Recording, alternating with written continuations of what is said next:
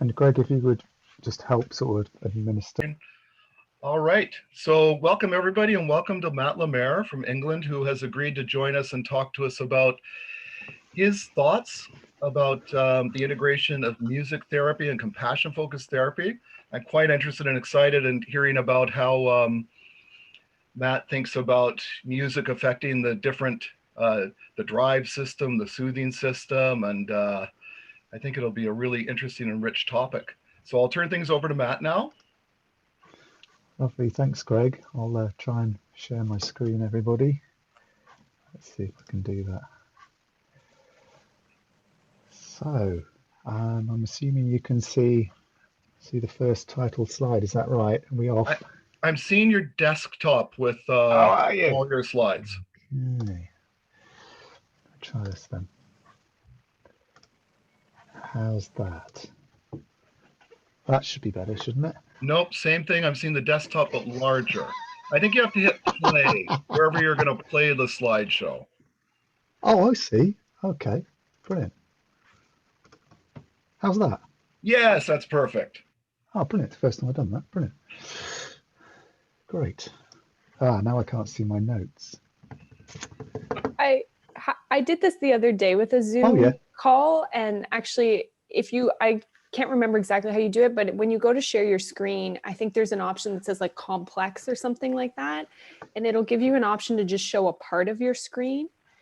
And if you do that, then you can keep it in the full screen view you had it, but just it kind of gives you like a little yellow window that you could put over only the slideshow. So we just see the slides, but you can see your notes. Yeah, I've had that before, thank you. And it doesn't seem to be doing it. Okay.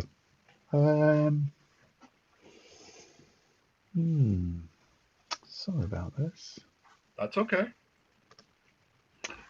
Well, it's important that I have my notes, and I don't mind sharing my notes. So, okay. I think I need to do that. Okay, be with you in a second then, folks. No problem. This is the pleasures of working these days and in the Zoom era. Indeed. So can you see the screen? Yeah, absolutely. Great. So you'll just be going along with me. Brilliant. Lovely.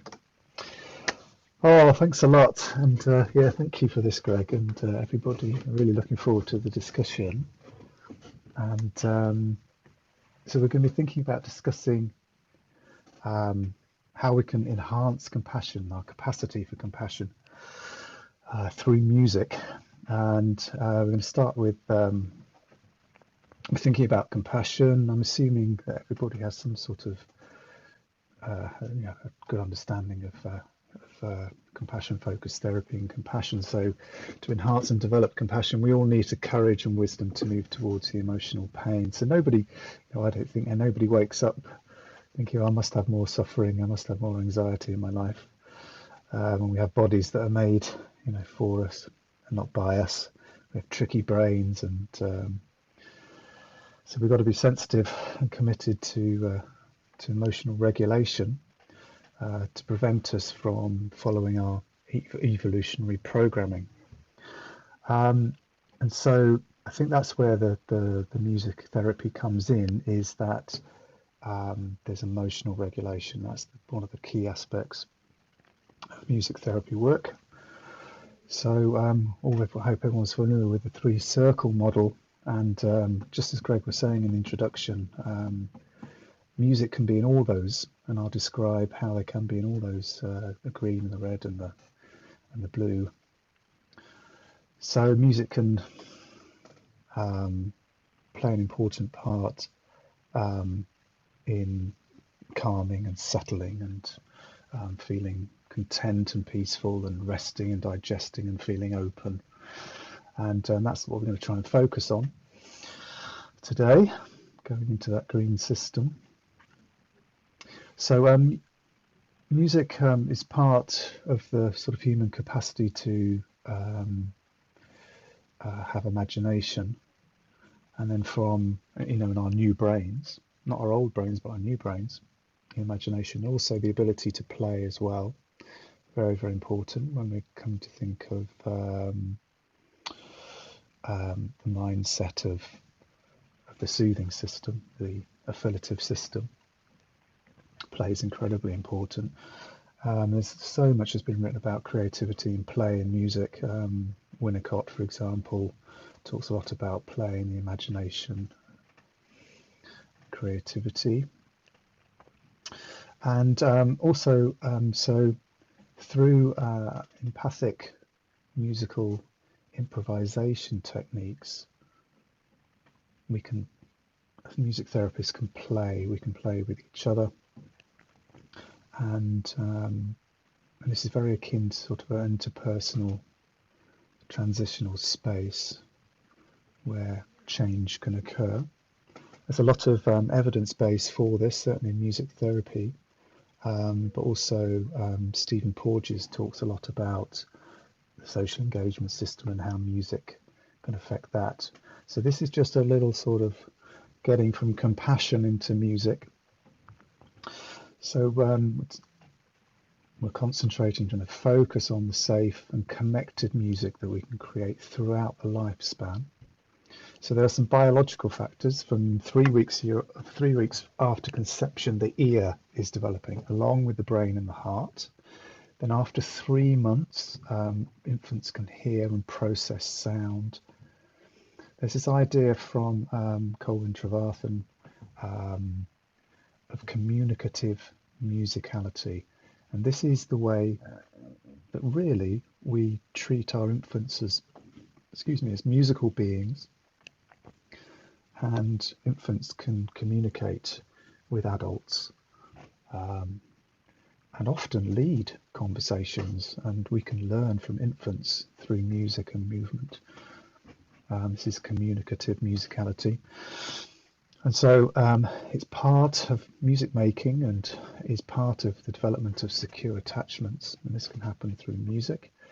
So we're developing as human beings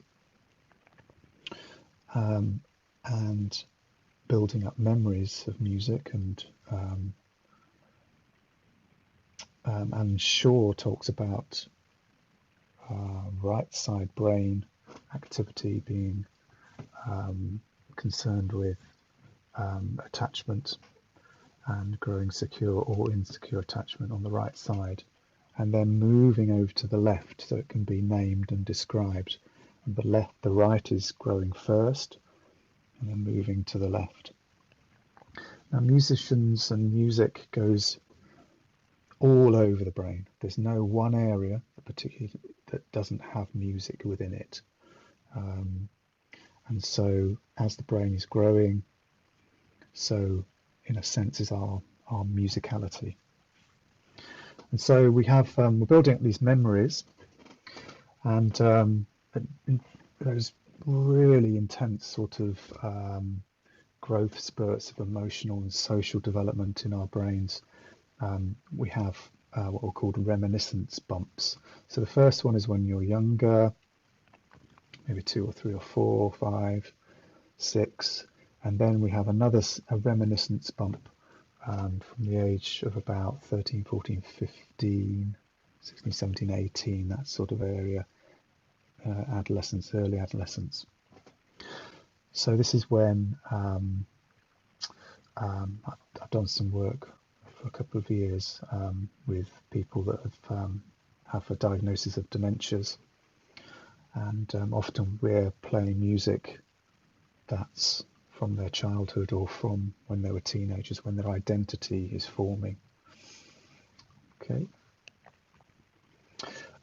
They're also, as we develop through the lifespan, people can use altered states of consciousness and music. It's been widely researched in religious and ceremonies and things like that, and I'll talk more about that later.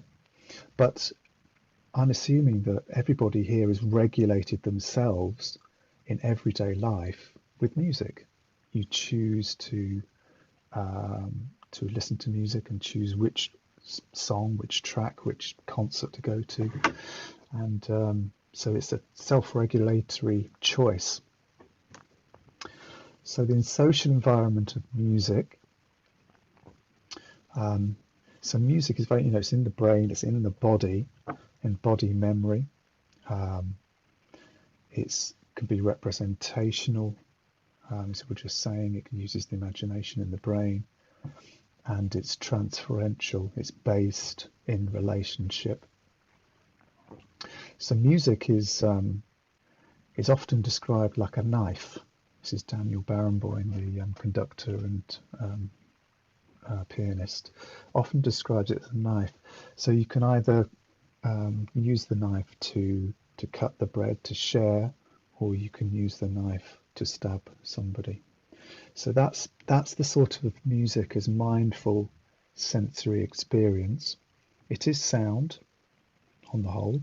It's sound, it's vibration as well, but it's sound entering into the body. And so a lot like sort of mindful meditation, it can be used to like a medicine, or it can be used like a toxin.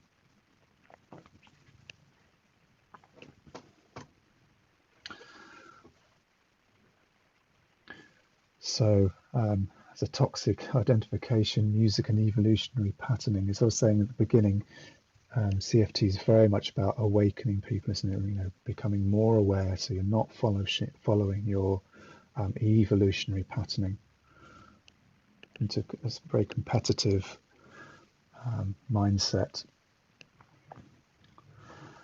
And so music is used in war. It's been documented in the Gulf War, the Second Gulf War, and throughout history, drums and things like this have been used to try and get people into their drive system, into their threat systems, really. Music can be associated with dissociation, maybe there's a better choice of words there. But you can dissociate to music. It's conducive to that. It's also very conducive to sort of enhancing self-compassion and self-criticism, not compassion, shame, internal and external. So I've worked with people who say, I can't sing. I'm not a good musician. This sort of shaming and self-criticism happens. It can also enable us to disconnect from emotional pain as well. You can escape from it, and it can produce a competitive motivation as opposed to a compassionate motivation. So music goes everywhere in the brain. So it's sort of everywhere in the sense in the body. So anything that in our tricky brains, it can activate. But the good news is that it can enhance compassion, that it can help balance the drive system with the soothing system. It's really linked with polyvagal theory and the social engagement system. Stephen Porges has written some fantastic papers on music. So it can be used with multiple self-work in CFT, just like chair work. It can be used in a similar sort of way. You can think about the sad self, perhaps. Music can be very consoling. There's often dirges and music around funerals. Music can make people feel less alone, so we can move into that social engagement system, into that affiliative system in attachment. It can increase motivation. There's this Paul Gilbert did a self-care workshop. I don't know if anybody went a couple of months ago, where he used music, a very sort of uplifting crescendos and things like this. So really getting people motivated and exciting. Angry music as well, angry self, can be very, very helpful. Although it might appear to be violent and aggressive, it can be really cathartic. Angry music can be used as a coping strategy. You can resonate with the anger. Yeah.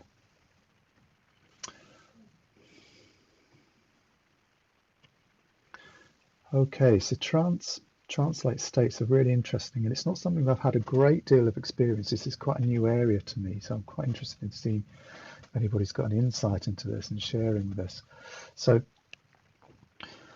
trance practices have been practiced throughout the world,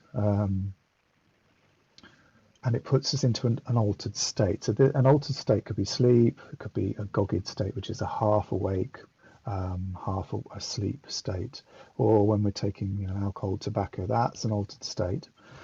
So once you're in these altered states, there's a state which is called flow state. And this is something that I sort of live for in music, is flow state. It's a time when you're playing or you're dancing or you're moving to music, where you're firing on all cylinders. You're in the groove, you're in the zone. Your music might not be any better for being in a flow state, but you're sort of in the zone. Yeah, you're really aware of what's happening. So what happens in a trance state is, you want the music to be just there, just sort of stimulating the state. You don't want it to overpower it or not like that. You want it to be pulsing. You want there to be a pulse, because when there's a pulse in music, our neurons entrain together and fire together. When there's group music making, there's lots of oxytocin is created almost naturally. So you get the feeling of feeling in a group, you feel safe within the group. But as we know, oxytocin is very tricky, and it also enhances in and out group tendencies. So it's a little bit tricky, especially with trauma history. Okay. So sound bath is an interesting music experience where it's based on timbre, it's based on the sound of the sound. It's not based on melody or rhythm. It's based on texture. And this was really, really grounding. So you might start a sound bath by saying, no language, no thinking, let flow, breathing is relaxing. So you're experiencing the music and the sort of trance-like flow state that you're aiming for. So a lot of this sort of not identifying with either the toxin or the medicine is coming from Matthew Ricard. This idea that we're sort of conscious bubbles. Okay, so acoustic features, music and the power of music. Loud low rumbles, sudden low rumbles will automatically put us into threat, because that's the way our brains are built. We have a negative bias, and this will shift our attention away from social engagement, and actually when we're in threat, our ears change physically. The eardrum tightens. Excuse me. And what that tightening does is means that only higher pitches and lower pitches can be heard. So when there's a lot of anger and somebody's talking to you and you're angry, you're less likely to hear their voices. So this links very much with polyvagal theory, Stephen Porges, and the use of the voice. So the voice, tone, music, facial expression and breathing are like these portals to the social engagement system. So I'm just going to give you an example of the sort of sound that Stephen Porges has written about.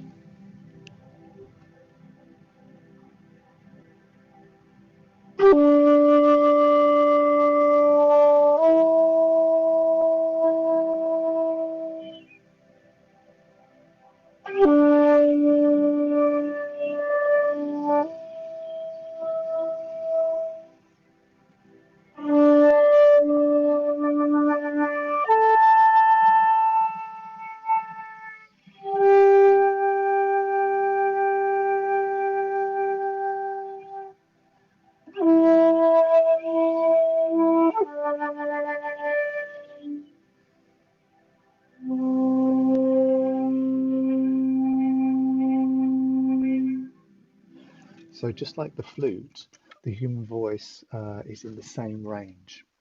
And the melody of the flute, or the melody of any instrument really, in the human voice range is just like talking. It's telling a story, it has emotional content to it, and it can help us relax, perhaps slower music.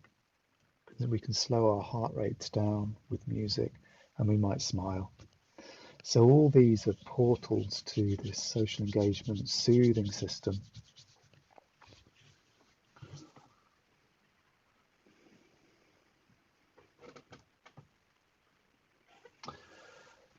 So that's all I really wanted to go over today. I wonder if anybody needs any clarification, any questions or comments. And just before we finish, if I can share this with you, I'm starting a website, an organization called Compassionate Music. And just like you'd buy flowers or you'd buy a card for somebody who was ill or something like that, some well wishes, the idea is that you can buy some music and share with them. So this is currently on Bandcamp, and I can send you links and things like that if you wish. But all the money that goes to the Bandcamp site it directly goes to a compassionate charity. So it's all a charity-based thing. So thanks, Greg. Thank you, Matthew. That's wonderful. Give me 1 second. Okay.